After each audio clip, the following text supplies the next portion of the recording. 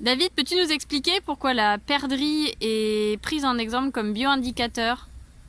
Alors, on utilise la perdrix grise comme bioindicateur parce que c'est une espèce qui est inféodée en fait aux plaines cultivées, sensible aux pratiques agricoles qu'on connaît très bien en termes de biologie. On sait comment elle se nourrit, on sait ce qu'elle utilise comme espace. Et donc, c'est une espèce bioindicatrice parce que ce qui est vrai pour elle, va être vrai aussi pour la caille des blés, la douette des champs, le bruant broyé, donc les espèces qui nichent au sol en général.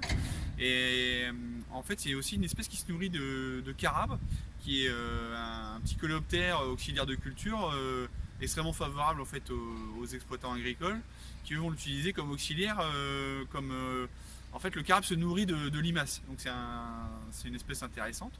Et donc c'est à partir de cette espèce-là qu'on va commencer à travailler notre diagnostic et nos propositions d'aménagement.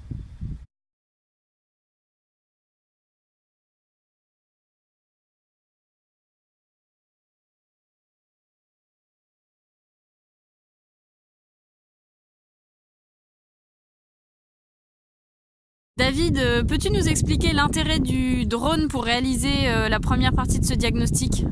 Alors l'intérêt du drone, c'est d'abord d'avoir une vision globale en fait de l'exploitation.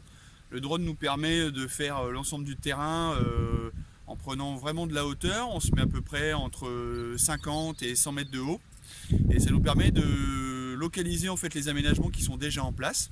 Localiser également en fait les parcelles de céréales qui se touchent entre voisins pour définir en fait notre surface utilisable ou pas par notre bioindicateur qui est la période grise.